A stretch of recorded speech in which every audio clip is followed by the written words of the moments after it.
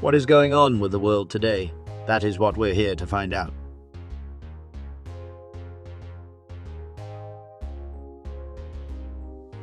It seems like things are starting to get heated over in Africa following the Russia-Africa Summit of August 2023. South Africa's radical leftist opposition party released a statement on Saturday calling on the leaders of China, India and Brazil to boycott the BRICS summit, which is scheduled to take place next month in a show of support for Russian President Vladimir Putin, who will also be skipping the summit. Leader of South Africa's third-largest party, the Economic Freedom Fighters, Julius Malema, urged the remaining BRICS leaders to also skip the August 24 summit in solidarity with Putin at an anniversary rally. We call on the President of the People's Republic of China, India and Brazil not to come to the BRICS summit in solidarity with President Putin, Malema said.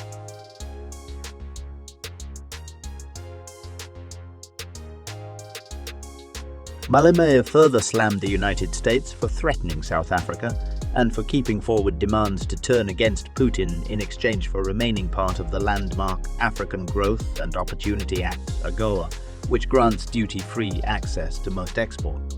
They can take away AGOA and leave us with our sovereignty, the 42-year-old said, addressing a packed stadium of over 90,000 supporters wearing the party color red.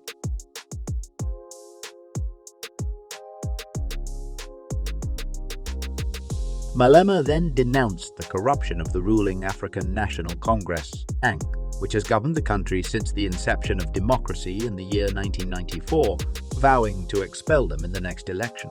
Malusi Kwane, an unemployed 46-year-old father wearing an F jacket and a beret, told AF he was fed up of the ANC government. With F, things are going to change. Next year, they can even have a better chance to win the election with our support, said Kwane. Russia is currently hosting a high-profile summit with African leaders in St. Petersburg. On Friday, Putin and African leaders forged a strong alliance, vowing to advance a just and democratic multipolar world order. Their partnership is also aimed at combating neo-colonial practices, illegitimate sanctions, and also preserving traditional moral values. Amid international scrutiny due to Russia's involvement in Ukraine, the summit showcased Africa's continued support for Russia, reported.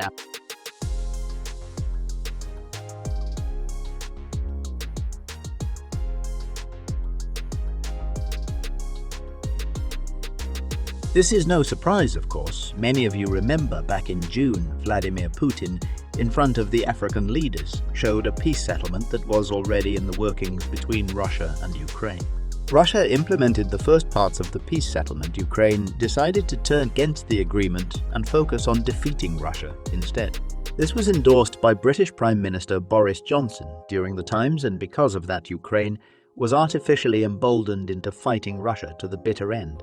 This was all made clear to the African leaders during the time, and now they stick to Putin as man of truth and not deception. African leaders then looked back at the United States and seen how far the United States has helped Africa and realized that the United States was not doing anything, then sabotaging African leaders in order to gain influence in the region and not stick true to the agreements that were initially laid down.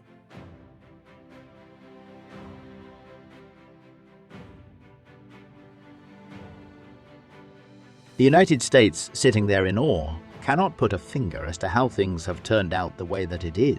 When you sabotage your partners in order to achieve short-term gains against your opponents, you should not be surprised as to why your partners would look back at you and reevaluate their position with you, then decide to turn away from you.